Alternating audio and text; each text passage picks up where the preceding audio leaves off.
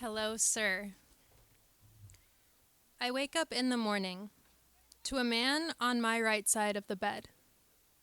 I do not know him in the new day, but my body does not alarm me.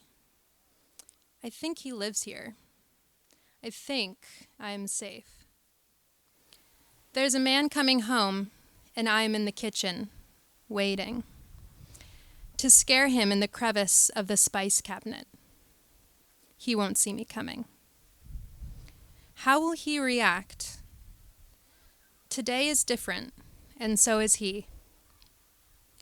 But again, my body does not sense any unpleasantry.